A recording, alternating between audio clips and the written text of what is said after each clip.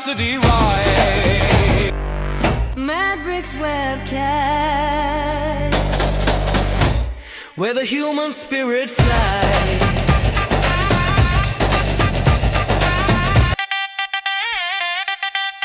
Matrix webcast, where the human spirit flies. Welcome to the Medbix webcast. This is Ramana Namaraju. I'm the host.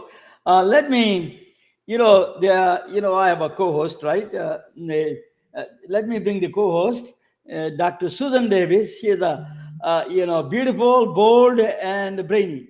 I have a new taglines every time she comes. Let me bring her to the Susan. Welcome to the Medbix, Susan. Good evening, Ramana. I think you've changed my tagline a little bit there. Yeah, tagline every time I change it. Let me ask you, I tell you, this is one of the hardest working presentation I'm going to do today. And we have a great guest today. Both are, I think you need to raise a little bit. We are on the two different levels. Maybe you need to raise a little bit yeah. Okay. Maybe I need to. Yeah. So, one of the things is, the thing is, the radiologist or anybody, one thing they do is see the patterns recognition is important. Okay, patterns in not just in the patterns in radiology. You can see patterns in frequencies, pattern in the structures, pattern in the functional aspects. You can see the patterns everywhere in the entire spectrum of the process. You can also see in the real life. I show you one trick today. I'm going to show you. That is what I'm going to show you. He sent me yesterday, if you remember, he sent me a poem, right? Oh, I Silence. yeah, I did. Silence, right? He did a poem. Poems and car crash look same to me, for me, but so I'm not a good poet, right? So you send out, among all those days, he never sent me a poem. Yesterday, he sent me a poem. That's very interesting. You're the founder of Rescue RN. That's a great qualification, saving lives, right? Now, there is a Santini, one of the Nobel laureates last century. Very powerful. He won the Nobel Prize for his literature, for his poetry. His name is Rabindranath Tagore from India. He's from Calcutta, India. Okay, he won the Nobel Prize. He's a fan of science. He met the quantum physics fathers like Heisenberg, and he was very good. So, see that he writes poetry. One of the poems he wrote is Silent Steps. Okay, and then Dr. Mukherji, that our upcoming guest, is actually the advisor to the Shantiniketan. That is founded by Rabindranath Tagore, the poet. So we have something. See, silence. I'm going to present a topic on the power of silence, power of simple things. So it is actually, you can see pattern not only in the physics, but you can see in the real life. That is the power of the patterns, right? So let me tell you. This is let me introduce you. Take it out. This one, Navya. Yeah. Let me. I see where you're going with this. I see where this was pretty clever. You just gave us a little sneak peek into your presentation this evening and how the patterns. And Dr. Mukherji is also a radiologist. He reads images, right? Reading images. I see that from the anatomy to the physiology, maybe to the metabolic, the molecular level, and even the frequencies of those. So I see where you're going with this. Okay, yeah. So that is a goal. So not only that, not that I'm going with it. The most important is recognizing those patterns in life. Is we need to recognize those patterns. That is our life. Life is actually one of the directives is recognizing patterns, because that is one way we can avoid dangers. Okay. So once that is a key. Let me introduce you our upcoming guest, Dr. Suresh Mukherji. He is a very frequent guest on the MedBricks. He was wonderful to have one of my favorite guests. He is a professor in radiation and radiation oncology. He is a dual professor. He wrote 13 textbooks, 400 publications, worldwide he speaks, and very humble, that is a very, highly characteristic, and also director of the Shantiniketan, advisor to the Shantiniketan in Calcutta, India. He came from that background. So let me bring Dr. Suresh Mukherji to the table. Dr. Mukherji, welcome. Let me Hey. start with the Medbix webcast. You've been a fan of Medbix for a long time. Thank you so much. You always support our vision and our, that you are a great supporter. You gave me a lot of inspiration. So tell us a little bit about what you think of what your background is a little bit, and where you are joining from. You're joining from Indiana, right? Indianapolis. Yeah, hey, it's great to have me here, Ramani. Can you hear me okay? We can hear you Thumbs, perfectly well. thumbs up, Susan. Yeah. Hey, it's great. Thanks for having me back here. I'm wanted to first of all compliment you on everything you've done with MedBricks. I think I was one of your first hosts, if I recall, and I think Yes. probably on the first webcast it was just you and I talking to each other. Yeah. And now you've added Susan, which is fantastic. You've added other people supporting you. Everything is much more streamlined. I think you mentioned you have 12,000 impressions every night on these MedBricks webcasts. Yeah. And I think it's just fantastic what you've done. So for me, I just so much appreciate people with a passion and energy. And I'm always happy to support individuals that just believe in what they do, because if you don't believe in what you do, nobody else will. And Yeah. in order to have this success, you have to believe that you can do it, and clearly you're doing it. And so for me, it's a real pleasure and an honor and a privilege to really just play a small role in this. So thank you very much for having me again. Thank you, sir. Let me, before I bring Susan, let me ask you. I am in the middle of Silicon Valley. Everybody, even including the Uber drivers, DoorDash drivers, Uber Eats, everybody talks about AI, artificial intelligence in this town. So actually, those are all fringe benefits, but the real benefit is our biggest threat is a cancer. One of the, people are getting older. Cancer is the biggest threat. So detecting and the curing and working with kind of cancers that you work with. So how do we, is it AI is helping you? That let me ask you that how that AI is fitting in your response to the cancers and all those things. Can you give us some rundown on your AI role in cancers? Yeah. So I think right now, anytime that you have a developing field like this, you're going to have a lot of experts come in. And really what I want to tell you is I'm not necessarily an expert, but we have opinions. I think we all know that 2 + 2 = 4. But as we're developing new paradigms and new initiatives, and we're sort of in the journey, a lot of what people mention and talk about are oftentimes aspirational. One thing about radiology is that we've been using artificial intelligence in our practice probably for about 5 or 6 years. And if you look at the Gartner curve, and I'm sure you're familiar with the peak height of peak expectations, and then you have a trough of disillusionment, and then you have a plateau of productivity. I think one thing about artificial intelligence in radiology, we've sort of gone through the ups and the downs. And right now, we're really trying to figure out how to use it clinically. So we use approximately 19 different artificial intelligence algorithms in our practice every day. And some of those algorithms are specifically directed with quote unquote cancer. I was just on a panel on Monday with purchasers and payers organizations, and I was giving a presentation there. And I always look at cancer as the elephant, and anyone that talks about cancer, it's like you made the analogy of the India, which I'm proud to be Indian, but it's the old parable of the blind man kind of grabbing on the elephant, and then all of a sudden feeling that the elephant is, maybe it's a rope because you grab the tail, maybe it's like a tree trunk because you grab the leg, maybe it's like a snake because you grab the trunk.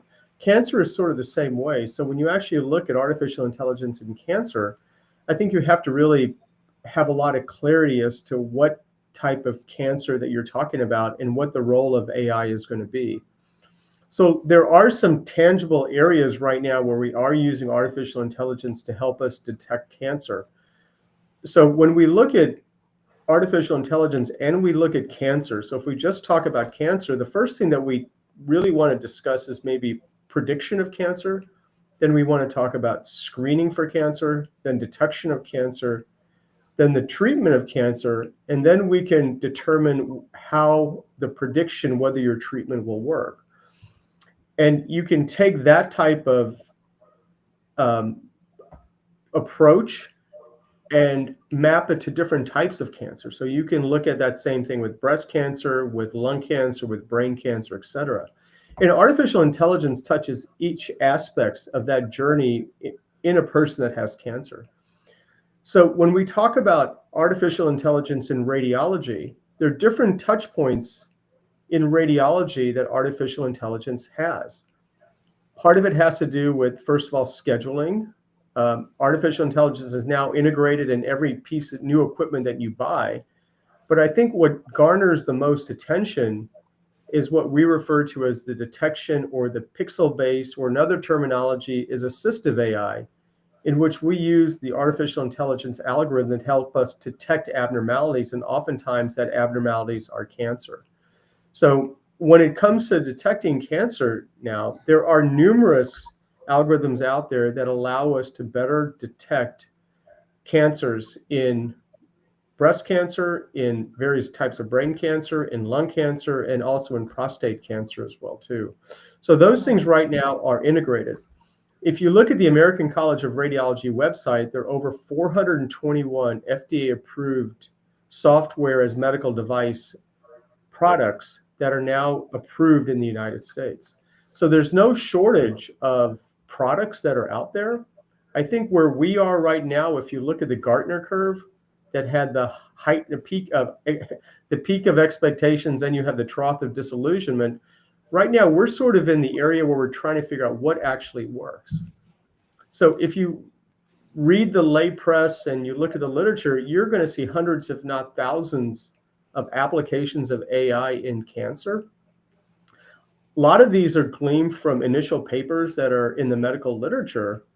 But with Ramana, you being in Silicon Valley, we know that eventually, in order to have real sustainability and provide value to our society, we have to create a sustainable product that's scalable and that can be used across all areas of our society in the United States and in other areas, and also devoid of any type of bias, whether it's gender bias, whether it's socioeconomic issues, whether it's race, whether it's ethnicity.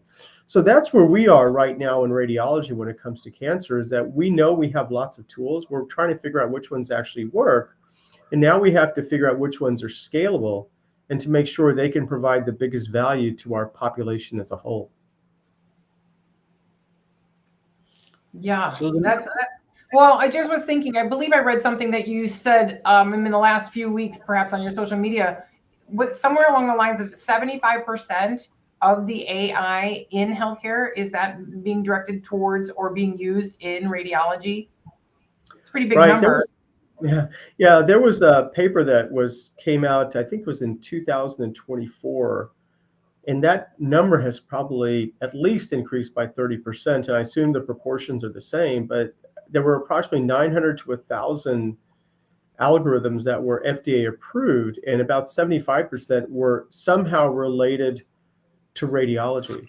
So the ACR specifically looked at softwares that were being used in radiology. But there's a whole nother ecosystem. And some of those products are actually embedded in MRI machines, in CT machines as we speak. And those aren't even counted by the ACR because those aren't even softwares. So probably now, since that paper was published in 2024, which means they got the data in 2023, I would say that number has probably jumped up by about 30%. And I assume the proportions are probably about the same. So that being said, what are you thinking, and where do you think, do you have job security, my friend? I'm like, what's happening with radiologists? And are there radiologists coming into the practice with that much software and AI Yeah, that's a That good much? question. What do you think? Oh, that's such a great question. So, Susan, they have predicted. So, I hate to say this. I was born in the last century. I trained in the last century, and I'm a product of the 60s and the 70s. So, I'm ancient.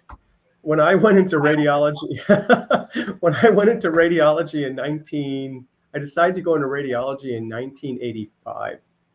And since 1985, when I decided to go into radiology, they've predicted the death of our field 7 times. Oh, So back in the early in the 1980s, there was, well, there's not enough technology. It'll never work. Well, that's obviously not correct because we had CTs, we had MRs, we had PAC systems, we have PETs, we have ultrasound. Then they said, well, somebody else is going to be reading your studies. Well, that never really came to fruition because the purchasers, the payers, our regulatory organizations made sure that a radiology had to interpret studies in order someone get paid. And there were various payment reforms that somehow tried to pull the legs out for under us. Granted, we don't make as much per unit as we used to years ago, but we're still, pretty well compensated. And then fast forward, artificial intelligence came out. And the tailwind behind this was Ramana mentioned the Nobel Prize winner. Thank you for mentioning 2 Nobel Prize winners, Ramana, that were actually Bengali from Calcutta. You mentioned Tagore, but you also Bose won for the Bose-Higgins particle. So there are 2 Nobel Prize winners that came from Calcutta. But where I'm going with this is that the Nobel Prize winner, Jeff Hinton, who won the Nobel Prize for Physics in 2024, in 2016 said that we don't need to train any more radiologists. The videos on YouTube and every individual that gives a talk on artificial intelligence always shows this famous video. But basically, he used the old coyote looking over the cliff and said, well, it's the radiologist. You don't know the cliff is there, but you're going to fall into it. Well, that was in 2016. I think he's backtracked a little bit. He did win a Nobel Prize in 2024, but the only thing that I can tell you is that there is a tremendous shortage of radiologists. There's a tremendous shortage of physicians. The AMA is predicting a 13 to 40,000 physician shortage in 2035. Part of my journey is that I'm in a way recruiter. I love being a professor of radiology. I absolutely love what I do. If I had to do it all over again, I would do it again. And I love recruiting people. And part of it was when I worked for one of the companies a few years ago. I love academics, but I also like to get into corporate medicine and so on and so forth. We were recruiting people at $550,000 right out of their residency. So if you look at the shortage of radiologists or the obsolescence of our field, that's just not going to happen. And so this prediction of our death and our extinguishment is much overstated. And the only thing that I can say is we get recruitment letters every day, regardless of where you are, and the starting salaries are anywhere between $500,000 and $700,000. So I don't see this ending anytime soon. well, That, seven lives down, 9 lives to go, or 2 more to go if we're doing the 9 live version. So no problem. All right, I get you. Dr. Mukherji, Also, I want to say, I don't think you should go into our field because of the money. I mean, you have to love what you do. But the only reason why I mention that is this myth out there that was propagated in part by our own specialty, saying that we may not be around very much longer. But if you look at the economics, if you look at the best history of future success is past performance. And based on everything that I've seen over the last 30 years, I think our field is as strong as it's ever been. And I just want all of us to just enjoy the great field that we're in our profession. Dr. Mukherji, let's go back to the clinical side a little bit.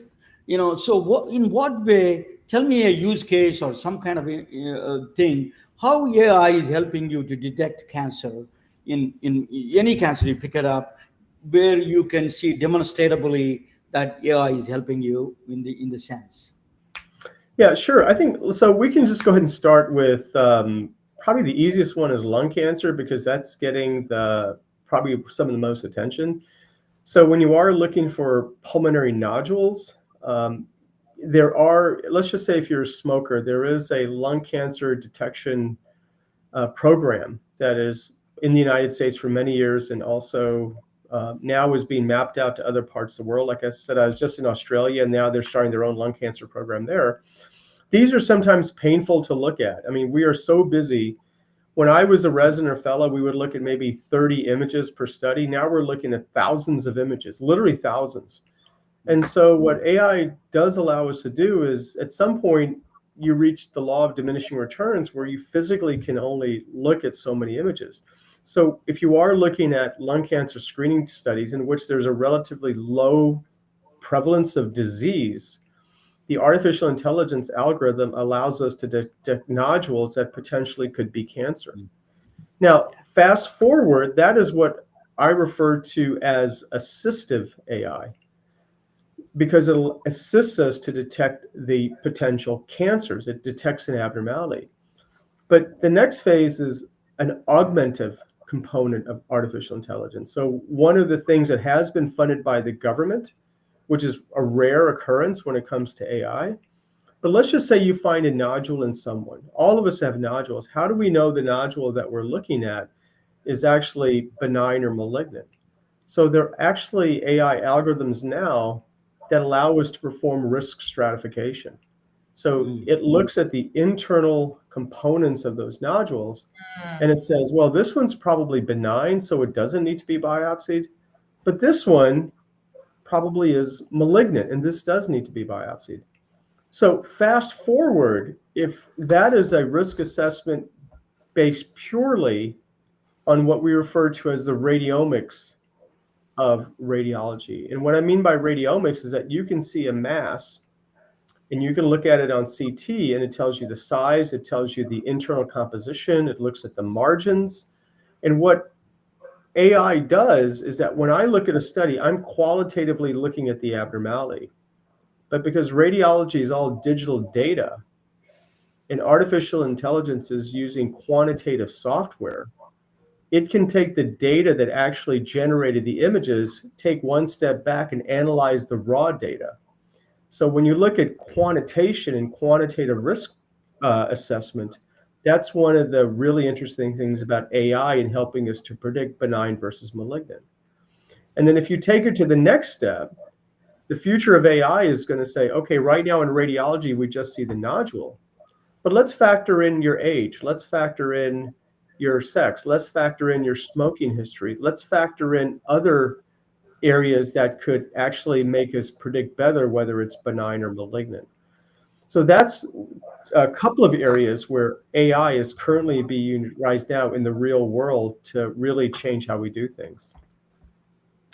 Could that analysis potentially save people from biopsies? I'm wondering, I mean, could it potentially, I mean, what about, I mean, I'm thinking about how difficult it is to get to diagnoses in the brain. You know, you've got a single mass and maybe a secondary, possibly buried mass in there somewhere in your head. And could this potentially save, you know, a borehole? Absolutely, 100%. And that's why I kind of alluded to it, is that Very good. in general, the purchasers and the payers and CMS have not been very open or supportive about paying for different AI algorithms that we use in our clinical practice. But there have been a few carve-outs. And those carve-outs are exactly this type of software, because this type of software does exactly what you said, Susan. It can prevent unnecessary biopsies. So you prevent the unnecessary biopsies, you prevent the unnecessary expense of doing a histologic sampling, you do avoid all of those complications and all the cost, the potential costs associated with that. So there's a overall, this type of approach results in overall reduction in cost, overall reduction in patient morbidity, and unnecessary procedures. And that's why this type of approach has been funded by CMS. Dr. Mukherjee, I used to run an imaging center, right, in a diagnostic center, where we used to do a lot of mammograms. The problem was our radiologists used to tell us, you know, they can determine there is anything going on there. Sometimes very confusing, sometimes They are not sure. So is there any AI is going to improve the mammograms detection a little bit better than before? You think it is really valuable to them in the mammogram detection, particularly because of screening test, right? I'm talking about screening part of it. So can you tell us a little bit about that, Dan, if you don't mind? Yeah, I mean, that's really the hot topic right now, not only in the United States, but globally. Um, in order for one point that I want to make is that if you have the inkling to go out and start looking at softwares in any type of initial detection of an abnormality with AI, in order to get the FDA to approve it, it has to ensure that the ability that the software is equivalent to a human. So that means that it's quote unquote safe, and the FDA will say, okay, it's good. That doesn't necessarily mean that the diagnostic accuracy that's reported to the FDA is going to be the same in your own environment for various reasons. But the potential of AI in mammography is quite very, very promising. So number one, there may be certain types of AI algorithms for detecting breast cancer that may be better than a human. Mm. Now, there is one big national company right now, if you really want to get controversial, that you, as a woman, you can get your mammogram done at this place, and it will be covered because most screening mammograms are covered by your carriers, whether it's a private insurance or CMS. But if you want to talk about potential disruptive issues when it comes to social determinants of health and increasing healthcare disparities, this one company says, okay, you can now have an additional add-on payment that you'll have to pay out of pocket to have that same mammogram interpreted by artificial intelligence. Now, Whoa. right. So what the diagnostic accuracy of that artificial intelligence is going to be, it's not quite clear to me. Maybe it's better, but maybe it's worse. From what I understand, a Wow. lot of women are paying out of pocket. And That is tragedy, well, it raises a bunch of questions. I think if you have the resources, maybe it's beneficial, maybe it's not. And you have to ask yourself, well, what if the algorithm what the AI says is different than what the radiology says? So there's a lot of issues, and that's separate from healthcare disparities. Why are we now, quote unquote, providing better care or better detection to only those that can afford it?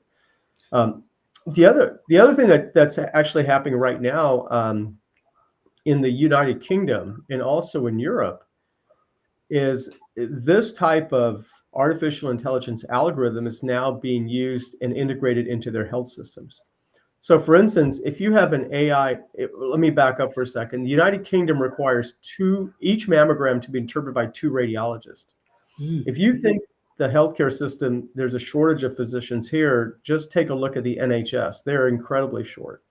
Wow. So what they are doing now is that they're taking the AI algorithms, and one is being read by a radiologist, but the other is now being tested through an AI algorithm. In which order? In which order?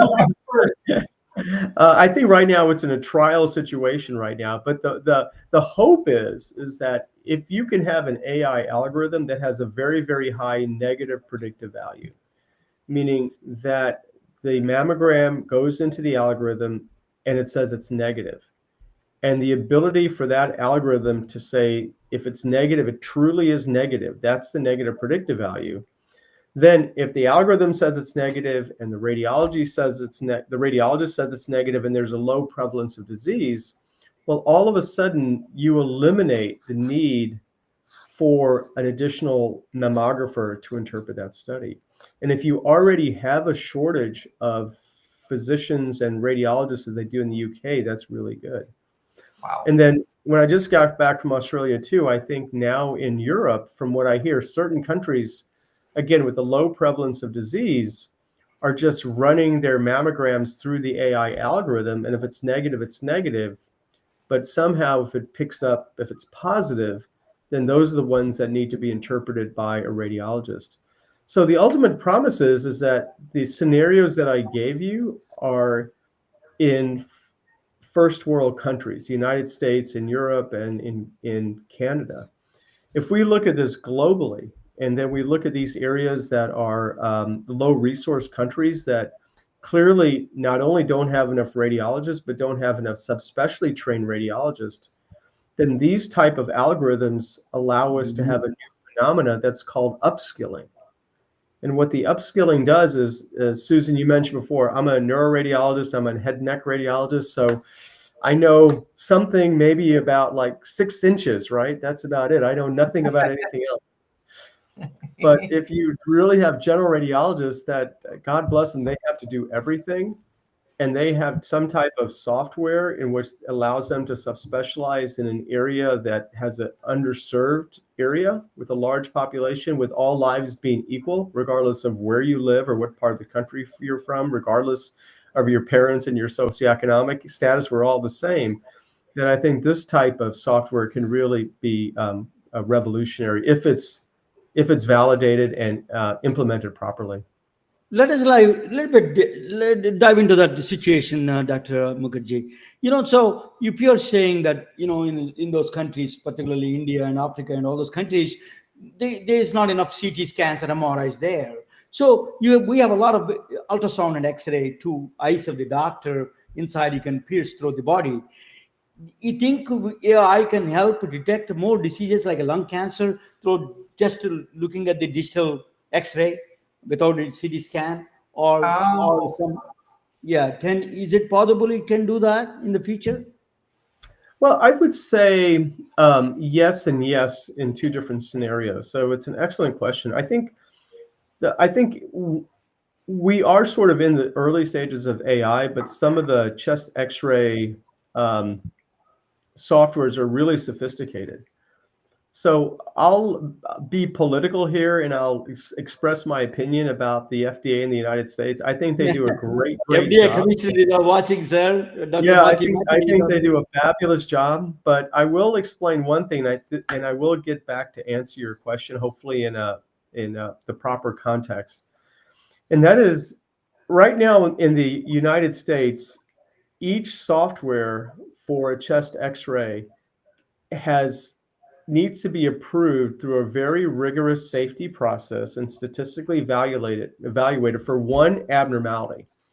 So for instance, right now we're really focusing on pulmonary nodules on a chest X-ray. But if I'm a radiologist and I look at a chest X-ray, well, guess what? There's more than the lungs on a chest X-ray.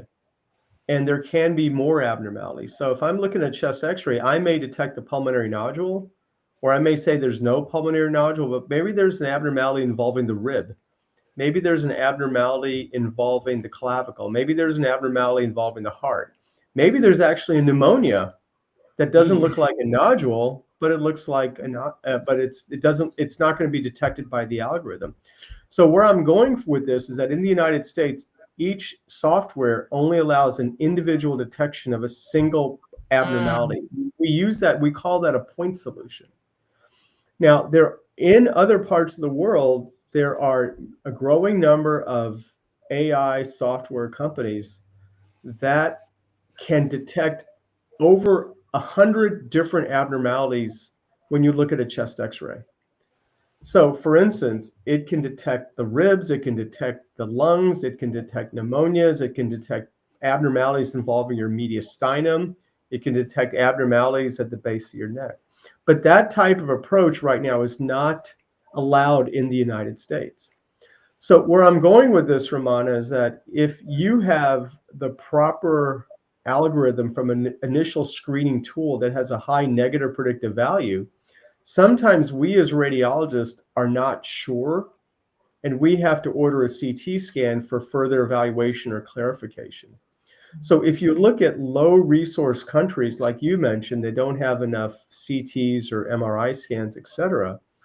If we can provide those radiologists a upskilling and use an algorithm that has a very high diagnostic accuracy and can help them exclude disease, well, that may allow them to avoid unnecessary imaging on CTs and other modalities if it's not really indicated. So that's where I think AI can be used to sort of address the constraints in lower resource countries. So I hope I answered your question.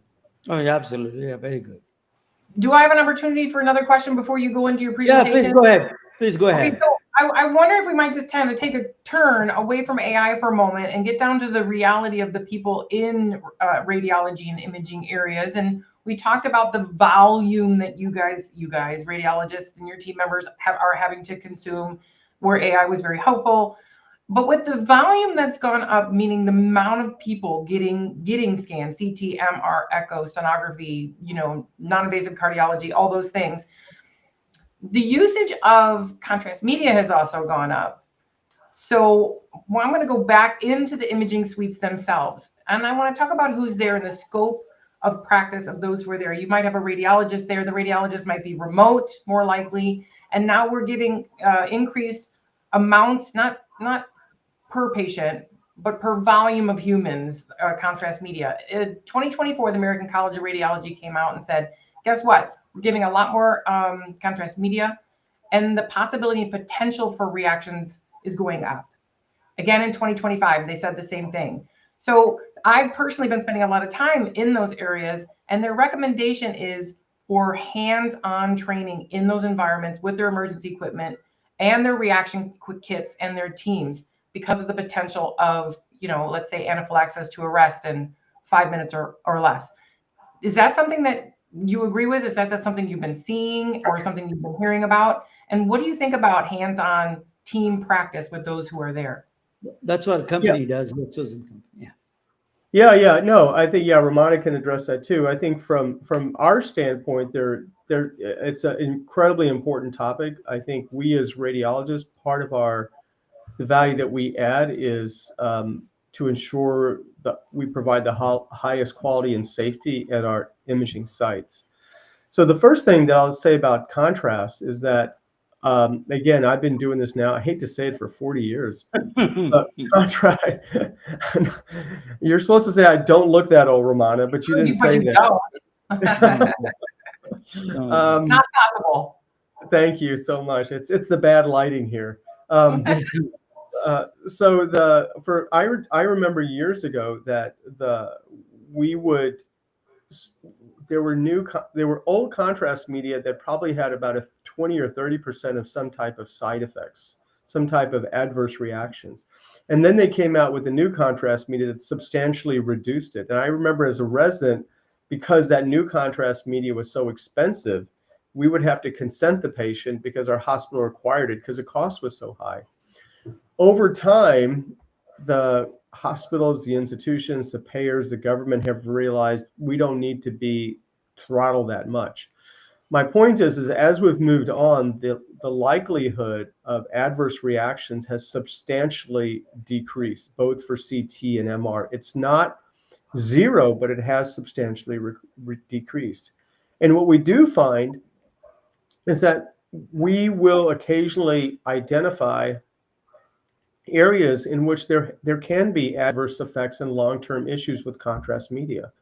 And once those are identified, then the pharmaceutical companies, the contrast makers, are very savvy about creating new type of compounds.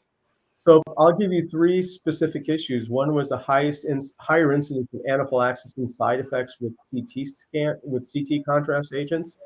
Slowly but surely, that has diminished over time. Back about 15 years ago, there was something that patients were getting a nephrotoxicity. They were getting scleroderma type reactions in their skin from MR contrast. And we found out what the issue was, and the pharmaceutical agents came out with new compounds that could protect that. A few years ago, I think gadolinium deposition in the brain. Again, the contrast agent medias came out with that. And so we have been proactive about that. And all of us that actually handle contrast agents on site, we all have to be, at the very least, BLS certified, if not ACLS certified. And we always have the adjacent to the scanners. The point is, Susan is making is support the staff, supporting the rescue efforts and during this contrast problem. And that's what a company provide services. Yes, always 100% safety is important, right? That's but anyway, let me talk about something interesting. You want to say something quickly while I'm bringing this stuff? Where is my thing? Can you bring it up? Okay, I think this is not the one. Where is my?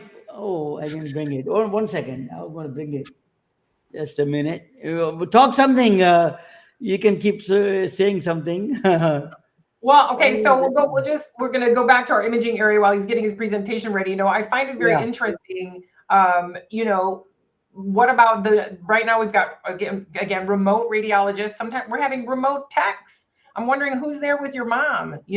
Let's just say there is a contrast media reaction. Many of them are off site and have to call 911.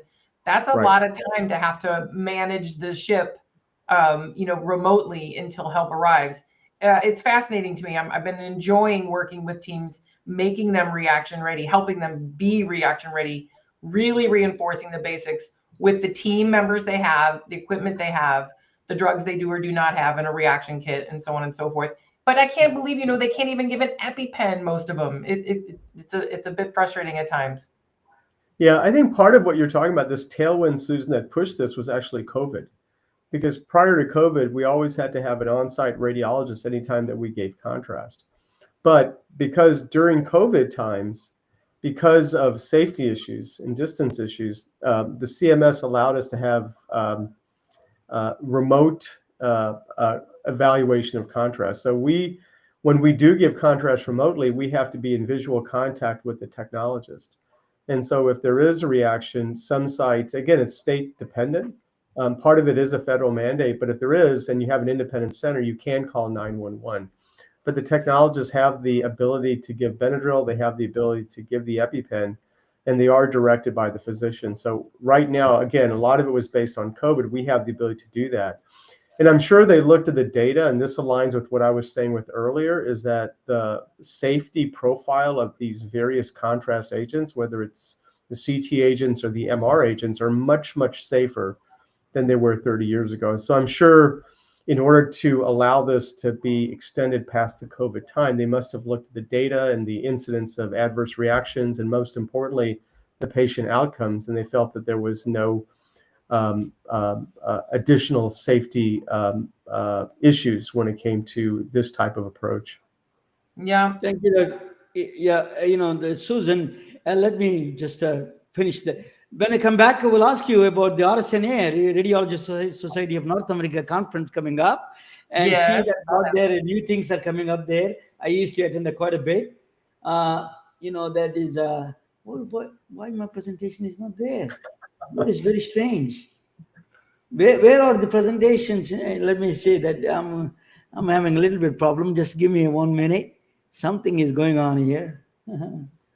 Yeah, I uploaded it, and yeah, let me see. So I've been doing a lot of work in sonography, kind of it's an area where different contrast than the CT or the MR. We're talking about micro bubbles. You would think would be completely innocuous, and yet 75% of patients that have a reaction have never had any reactions to anything before, and voila, here we go. Now we have a micro bubble reaction. Again, very, very rare, very rare.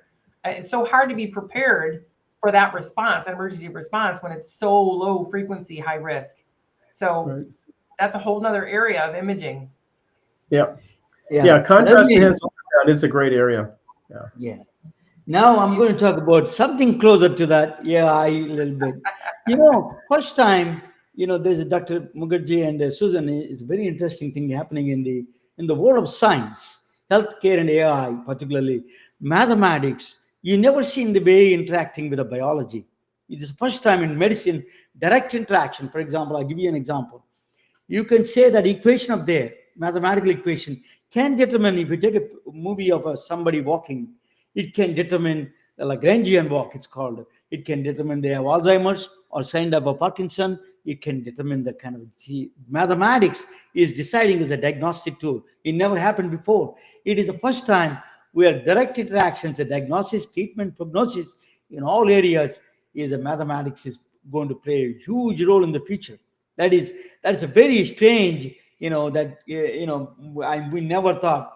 But this is a very myth. Everybody thinks science and technology are the same, but they're not the same. I tell you, the mathematics is a part of science. The mathematics is a nature's code. Like a Fibonacci sequence, for example, gives you that the sunflower petals, the way arrangement is. That's a nature's code. It follows certain rules and regulation rules. In Python is a tech code. The guy who is eating some chips is producing this man-made technology. It is trying to emulate that part, but it's not possible. We don't have that much insights into the nature itself.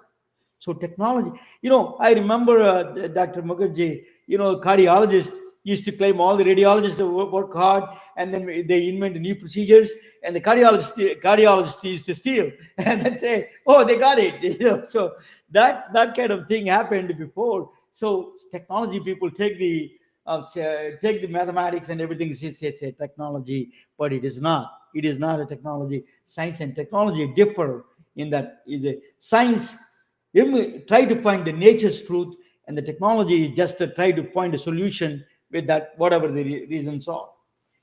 But mathematics of frequencies in particular is going to be directly connected with the biology of cells. Who did this? More than 100 years ago, a young man from India found a mystic mathematics he did. Okay? He did a mystery of mathematics is a revelation for him. That revelation is what he did was amazing things he did. Let me tell you. His name is Srinivasa Ramanujan. He was born is a long name, but he was born in 1887. Okay, in the temples of Kumbakonam, Chennai, Tamil Nadu, in a small house where there is no water, running water, there is no electricity. He was studying under the lantern. What he did was amazing. He was a very religious Hindu religious family he came from. What he did was he did mathematical equations. He's writing on the slates and everything. He's producing a math madness. He's producing equation after equation after equation. He's producing. One of the equations are so strange. These equations are, for example, Ramanujan summation. If we add all the integers, 1 plus 2 plus 3, all the way to infinity, the answer is not infinity. It's a minus 1 over 12. Very strange. It's a counterintuitive. That is kind of mathematics is producing. It got the attention of the English professor, G.H. Hardy, when he was younger. He did not even pass, he just passed high school. That's it. Then it got the attention of English professor G.H. Hardy. Is a very well-known mathematician from Trinity College, Cambridge. So he invited, 1914, he invited Ramanujan to come to Cambridge, where Sir Isaac Newton was a professor 200 years ago. Same place. Newton was a professor, the father of the physics. So Ramanujan was invited to come to the Trinity College to attend the mathematics. Then G.H. Hardy is one of the well-known mathematicians. He was surprised that these equations are so profound, so mysterious. He asked them, the conversation went this way, similar to this one. How did you arrive these equations? Ramanujan answered, God has gave it to me in my dreams. What goddess? He said, Namagiri, the name of the Namagiri, I have a photo. So the highly sophisticated mathematician, he said that never mind, sorry we asked you. So it is a very Western world to understand that concept is very difficult. But listen, until anybody say like that, it would have been a crackpot and it would have been dismissed. But let me tell you what these people were, the famous people said about Ramanujan. This is a very famous people. These are all. This is a Michio Kaku said that Ramanujan was the strangest man in the field of science. In the entire history of science, he has been compared to the bursting supernovae, illuminating the darkest, the most profound corners of mathematics. Freeman Dyson, Ramanujan had some sort of magic tricks that we don't understand, says late Freeman Dyson of the Institute of Advanced Study from Princeton University, one of the most well-respected physicists. Mark Zuckerberg, founder of Facebook, said that with a partial math book, he did the entire modern mathematics and moved the field forward. Just think if he had access to the internet. Ken Ono is a professor of mathematics who studied the Ramanujan papers in detail. Actually, I interacted with him. He's probably watching it. Ramanujan's work in mathematics is the epitome of intuition. For a brief period of time, window of time, 5 years, he lit the world of math on fire. G.H. Hardy, his supervisor, this well-respected professor of mathematics at Cambridge, and the direct supervisor of the Ramanujan said, the most satisfying thing in my life was meeting my student Ramanujan. Other way around, he's saying my blessing was meeting a student Ramanujan. What he did, what kind of things he did, I'm going to tell you. This is a Haifa, Israel. It's a place where where there is no Hindu gods, the rest of the religion, Ramanujan Hindu god inspired algorithms became a worship place. Ramanujan machine was introduced in the city of Haifa, Israel, not India. It is a Christianity, there's a Jewish religion there. This Haifa is a very combination of all the religions in the same place. The Jewish, Christianity, and the Islam, and the Druze, another religion, a combination of some mixed religion. They're all religions are one place in Haifa, Israel. In the Israeli Institute of Technology, they put the Hindu-inspired Ramanujan's algorithms, all of them on the right side you see. Ramanujan sums, Ramanujan spaces, Ramanujan Fourier transformation, Ramanujan filter banks, and keep going. All these are algorithms, mind-boggling algorithms they put in the Haifa, Israel, in the Ramanujan mission. The software algorithms. So, what is this? Anything to do with the biology and medicine? Ramanujan is a playground, his equations are playground for numbers, billions and trillions. He knows how to deal with the numbers, mind-boggling numbers. One of them are we have 36 trillion cells, 39 trillion bacteria in our body, 100 billion neurons, 1 trillion connection synapses, 4 septillion hydrogen atoms. We can't even imagine the number of zeros there. 11,000 trillion oxygen atoms. It's just the mind-boggling numbers are there. These are the ones cause troubles for us. They give you life, same time it causes the diseases. How do they do that? Why we cannot, our body is so resilient, but I don't have to tell both of you guys, I'm not a doctor. Early symptoms are liability. Why body hides the diseases? There is a pot physics and pot computation. It's not really biology itself. It is a pot physics and pot computation. Early symptoms are liability, because if you show for a small thing, pain or fatigue, the lions come and eat you. In Africa, even something can come and eat you. So you cannot. So body try to mask it. Not a transparency is not its goal. Masking is a goal. Prime directive of the body is homeostasis. Maintaining the temperature, maintaining the pH value, glucose and blood pressure. That is an equilibrium. That is all of them are hormonal system. That is a maintaining the balance is a prime directive. Computational complexity. People don't know this, but body computes and does billions of calculations. Billions of computations it does. Billions of feedback calculations per second. Metabolic fluxes, enzyme reactions, and membrane potentials, all of them are quite a number. Your body hides a disease because survival depends on the equilibrium, not early detection. So we cannot get early detection. That's a problem.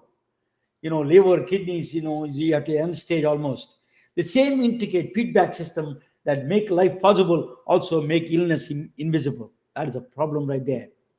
So what it says, Ramanujan machine is a deep truth is the life is an oscillation. Life is a frequency that Susan talks about all the times. Mathematics meets a medicine here. Ramanujan machine can read these rhythms of life. It does EKG. It can tell you, Ramanujan machine, where the epilepsy causing cells are located in the brain. Or if EKG structures, Ramanujan machine can tell you. Listen to me, this is very interesting. It can tell you when you are going to have a heart attack, exactly what day, what time. It is possible with the Ramanujan machine. It is strange. But why? You know, what is the Ramanujan's machine? Ramanujan's algorithms are hidden pathologies, hidden frequencies. You know, you see a big wave, but you cannot see a wave embedded in the inside the wave because our even the sensors cannot pick it up. You know, I give you an example. You know, in Indian Hindu philosophy, in Bhagavad Gita, they say the Bhagavad Gita, one of the Lord Krishna wants to show the transcendental form, a multi-dimensional form. He wants to show it to Arjuna. Dr. Mukherji may know a little bit about that. So but he cannot see. He has to give a divine sight. It's a multi-dimensional form. Only we can see three dimensions: left, height, length, and width and height. That's all three-dimensional. World humans are three-dimensional. We cannot see more than three dimensions. So he wants to show, this God wants to show his disciple multi-dimensional form of him. So he give a divine sight to see his higher dimensional form, omnipotent. You are everywhere, all the places, all the time. Entire universe is spread across. You know, that is one show. That's exactly what it does, Ramanujan. Ramanujan gave a mathematical sight to the diseases. He can go through higher dimensions of 100, almost 200,000 dimensions. He can look at it through Ramanujan algorithms. And the frequencies, they detect frequencies so subtle, so unrecognizable. They recognize that periodicities, these frequencies, oscillations. You know, that is one of the strangest thing in the divine math. He gave a divine sight. He gave Krishna, the Lord. But here, Ramanujan gave us divine mathematics. You can see higher dimensions, higher frequencies of low frequencies of these people. For example, static is not so static. Ramanujan frequency microscope. Frequency microscope is not actually not an instrument, but I'm talking about just a symbolic, say, it is a Ramanujan Fourier transformation, it is called. Raman is a mathematical algorithm. What it does is very interesting. The Fourier does is he will recognize all the big, like EKG signals you see, he can recognize all the main QRS complex. But Ramanujan transformation, what he does is those subtle, there are frequencies that there are data points, raw data points that can cause problems. It will read them. Ramanujan mathematics. Liver, mitochondrial frequencies, oscillations, mitochondrial metabolic complex. So mitochondrial frequencies, it will read. Ramanujan mathematics will read those mitochondrial sequences. Pancreas, for example, insulin release oscillations, frequencies, it releases periodicity. Bones, piezoelectric, it produces the vibration, electric vibrations, it recognizes. Are you there, Susan? Hello? What happened? Navya? Yeah. Are we back? Yeah. So can you hear me? Yes. Did you watch this or you missed it? No, I saw this. The last thing was we were mitochondria, the frequencies of mitochondria. Yeah. The frequencies of mitochondria is it reached the Ramanujan mathematics reached these frequencies of mitochondria. It can read so well. It is so you have a big wave. There are a lot of small waves embedded inside. It reads all those waves. Ramanujan mathematics. Ramanujan is particularly famous for the reading a very embedded frequencies. Pancreas, for example, insulin release oscillations. It reads it. Bones, they produce electrical vibrations. It can read that. Anything that produces frequency, life is itself is a frequencies. So it will read what it does, what it means. It can detect one of the toughest cancers is pancreas. The radiologist is here. Dr. Mukherji can tell us. Liver, for example, There's a new, because you have to wait until the liver and kidneys, you have to wait until almost 70% is gone. Degenerative disease, Alzheimer's, protein misfolding diseases. All these are all you can detect way earlier with a precise timings. That's a great thing. Why we are not doing this? Why this is a question, very profound question we need to add. They wanted $10 billion investment in the AI data center. Ramanujan mathematics with a 1,000 laptop can do the same thing. But why they with $10 billion data center, you know why? This is even a ChatGPT said that it is sad. Even it is disagreeing with his own boss, Sam Altman, it is just agreed. It is they're not thinking. That's what he said. It is strange because Silicon Valley AI is a $500 billion. They are looking for investment returns. Whereas Ramanujan is looking for tuning with the nature. You tune with the nature, you can silence the mind. It produces better results and cheaper. Nobody, I checked it with all the AIs. The idea is Ramanujan algorithms are way better for these kind of things. You can use AI with the Ramanujan algorithms. You can use AI, but you don't need a $10 billion AI. You can use a simple laptop can do all those things with a right mind. So he died he was a very young age. He died. He went back to India. He was there only 4 or 5 years in England, and then he went back in 1922, at the age of 32. For 5, he's the only first person, non-Caucasian man, to be inducted into the Royal Society of Fellowship, Royal Society. With a kerosene lamp, with a slate and a piece of papers, he dazzled the world of mathematics. World-class mathematics, dazzled by his equations. Miranda Chang of University of Paris, Manjul Bhargava, he won the Nobel Prize, not Nobel, field medalist. He was equal to the Nobel Prize. I know him, I met him actually. John Duncan from Emory University and Ken Mono as Virginia Tech, and hundreds of mathematicians and physicists are working on Ramanujan's equation even now. He died 1920. They found a book. It is called Ramanujan's. Somebody went there into the Oxford, the Trinity College, and went through the Ramanujan's old notes. Recently, he wrote a book, Ramanujan's lost book. In this one, they found a string theory, not only microorganisms, how they work. He gave the equations for all the modular functions, these are all called. Black holes, how they store the information on the surface of the black hole. String theory, higher dimensions, how the matter was produced in they created.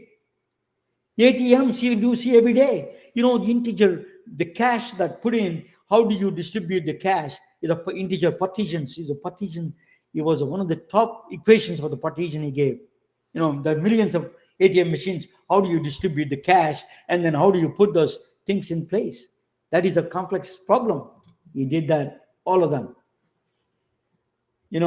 There was the man we knew infinity. There was a movie made on his name.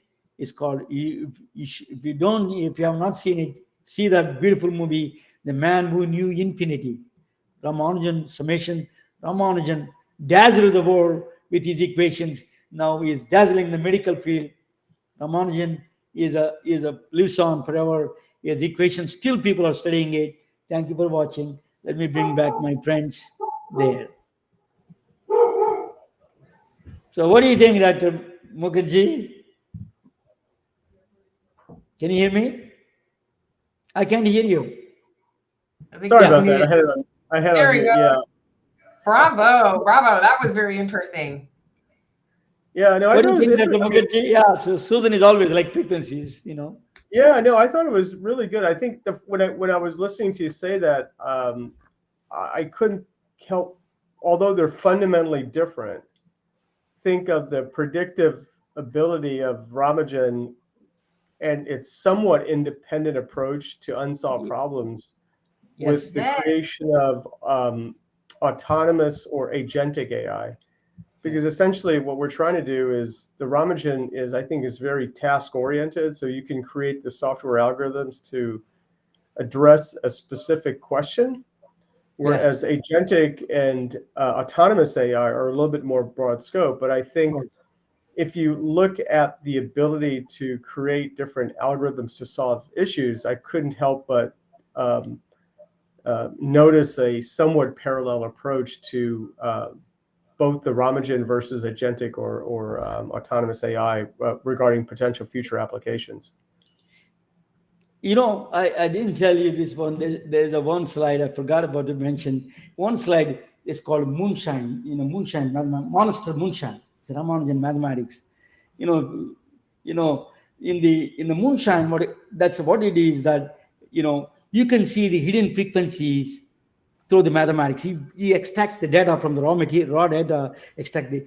So I was wondering why they put a word called moonshine there. This is a creative redneck guy came up with a with a guy. I tell you, I did some research on it. I got funny. It is funny. What they said is that during the probation in the United States, in America, that's what they were doing.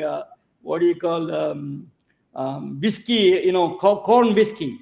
They're doing under the moon because they don't want to put lights on. They don't want to get caught by the government in the probation time. So Susan may know because she drives pickup truck. Yeah. So Susan, but I tell you, this is a moonshine is a the word came from the funny name came from there. That was giving the dimensions to read the frequencies under embedded frequencies itself. So you don't need a big sensors. A small sensor can take all the data, raw data. It will look for the patterns itself. That is a power of the Ramanujan. So you're right. Do parallel things, but it's a lot cheaper to do Ramanujan thing than $10 billion. They're not going to give you $500 billion machine for free. So they're going to charge the doctor's offices quite a bit. Yeah, Well, but by the way, I grew up in Kentucky, Romana, so I'm quite familiar with moonshine. Yeah. Yeah. Susan, I if you have a always moonshine, send it to me. I will come down and get it. Well, Romana, I always say that I'm a Hindu redneck, so I grew up. You'd be my first Hindu redneck friend. I love that. I'll tell you what. The first thing we need to do is steal that microscope. I think that microscope. I was trying to figure that out, right? I mean, how would he get the frequencies from the microscope? So No, it's not a microscope. It's not a microscope. It is a just I put that frequency. Microscope is a symbolic. The actually is a laptop with algorithm picks up the scanner. Any sensor you can put it there. It picks up the data and analyze it. That process. Yeah. Okay. Very good. Very good. I just think that it was a fascinating. I'd love, like you just suggested, to bring this into the 2025 to 2028. Get those frequencies, categorize them, put them into AI, and let's see how they can. What are the frequencies of health versus dis-ease, and then transform it into treatment, right? If we can find out what the frequency is of what's going wrong, can we then treat it with a frequency to get it back to health? Organ, a mitochondria, a liver, a pancreas, a brain cell, something along those lines. Dr. Mukherjee, I want to ask you, the education in the medical field, when you were studying, as you said that, for the last century, you were saying, the problem is that they made these isolated fields. Radiology is different, cardiology is different. Mathematics, you should not even touch the mathematics. I think, interdisciplinary field right now is a very important nowadays to get this access to all this. What do you think of you're a professor? You can tell me a little bit about the education of the medical system. Yeah, you have to be interdisciplinary right now. I mean, I'm lucky because I'm a radiologist. I have a joint appointment in radiation oncology and ENT and also neurosurgery. And I think, as medicine moves forward, you have to cross collaborate. In radiology, there was an intentional decision made for radiologists to be more subspecialized. So in a way, you can think of kind of de-skilling. You do not want me reading your mammogram, but maybe you want me reading your head and neck or your brain study, which is good. But I think a lot of my expertise and whatever value I can have is I spend most of my time talking with non-radiologists, because, you know, when we look at the treatment of diseases and various disorders, you know, if we just look at cancer, cancer is not treated by a doctor, it's being treated by a team. And I think part of the reasons we're getting better successes now is that in the old days, I would sort of joke, is that when you treated cancer 30 years ago, we would either cut it, we would fry it, or we would poison it. Yeah. And what I mean by that is you would treat it with surgery, you would treat it with radiation therapy, or treat it with chemotherapy. Mhm. Yeah. But moving forward right now, you know, all of our disciplines are coming together in order to make the best decision. And it's not just the physicians that are at the apex. Historically, it was the physicians that were at the top of the pyramid. But in order to get the best results for cancer, there are numerous other important stakeholders that have equal agency in the treatment of those cancers. So if you have a cancer, yes, you can be treated by the physicians and decide surgery, chemo, radiation therapy, and have that best treatment. But you also have to take into account to make sure that you have nurse navigators that can make sure that you get to your appointments. You have to make sure that your nutrition is correct. You have to have supportive employers, because a lot of the ability to have the best outcome is to make sure that the person that's afflicted oftentimes is a parent. They want to make sure that their kids are okay. Maybe they're the breadwinners. They want to make sure they can provide for their families. And all of the things, kind of getting back to what you were saying regarding the multifaceted approach to heterogeneity, these are all things that we never focused on 30 years ago. But as we learn more, not only about the science and the biology of cancer, now we're learning more about the human aspects of this and some of these other things that we dismissed in the past, but are just as important. Beautiful. Radiology is truly the heart of healthcare, in my opinion. It directs, imaging directs treatment. It's the heart of every hospital. And so I very much thank you for your expertise. And I'm very pleased with this conversation. I can tell you, my niece, who was very much considering going into radiology, said, oh, heck with it. I'm not going to do it. AI is definitely replacing radiologists, but I know now that that's not true. Thank you for that.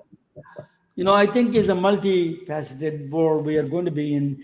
I think, you know, Dr. Mukherji, you know, that you're going to RSNA in, you know, coming up. So you're representing a company. Just tell us a little bit about carpoolai.ai. That's what you said? Well, first of all, I'm part of the program committee for RSNA. And so Okay. as I'm speaking right now, one of my colleagues is texting me, who will also be there. I won't mention their name, but they're enjoying the webcast. I can tell you right now. Good. Really great comments from that person. And when I see them at RSNA, I will surely mention that. But my primary goal for attending RSNA is from a scientific and educational basis. But yeah, I also consult with Carpal AI, which is the largest radiology platform in the world. And so from my standpoint, Carpal is a great company, but they also have access to 170 different AI softwares. And they also have this thing where they have a weekly webinars. And it's very easy for me to listen in and learn about each of these individual companies. So part of my knowledge on AI, and really kind of focus on the whole value stream of AI, not only talking about the pixel-based AI for detection, but also some of the other things where AI touches different aspects of healthcare, in particular radiology. And we haven't even talked about the radiomics and the radiogenomics that are some of the cutting edge areas, but a lot of that is based on my interactions with them. Thank you, sir. You know, it's always pleasure talking with you. Go ahead, Susan. You want to say final word or a couple of points? No, I'm sad we didn't talk about the radiogenomics. That's a whole nother topic we didn't get into. You'll have to come back. You have to come back. Thank you, Dr. Suresh Mukherji. You know, always privileged to talk with you. You're always educational for us. You know, you're a long-standing supporter of MedBricks. Thank you so much. It's truly an honor. Yeah, it's a privilege for me, Ramana. And like I said, I just love people with passion and energy and people that think differently. Thank you, And sir. I like your tagline where diversity of thoughts Yes. is appreciated. And Susan, it's a pleasure to meet you. I've seen you on many of these podcasts, and it's great to meet you almost in person. And I think you guys make a great team. And Susan, you've added a new dimension to this. And Absolutely. congratulations to both of you for a wonderful partnership and creating really a unique format to discuss things that otherwise no other individuals would have the courage to discuss. So thank you very much for allowing me to play a small part of it. So kind of you to say thank you so very much. There's nothing more pleasurable to either of us than highlighting amazing people doing amazing things and talking to them in the way that we just did. Thank you so very much. Good night, all of you. Good night. Good night. Good night. We are retailing their stories through our patented designs that can be worn on scrubs, t-shirts, printed on conference bags, and endless other promotional materials. Daily Wear for Medicine is the first ever of its kind to create curiosity in medicine through visual art. We at MedBricks are celebrating unsung heroes of the past who made enormous contributions to the field of medicine through our unique campaign called Daily Wear for Medicine. You can wear it, carry it, and give it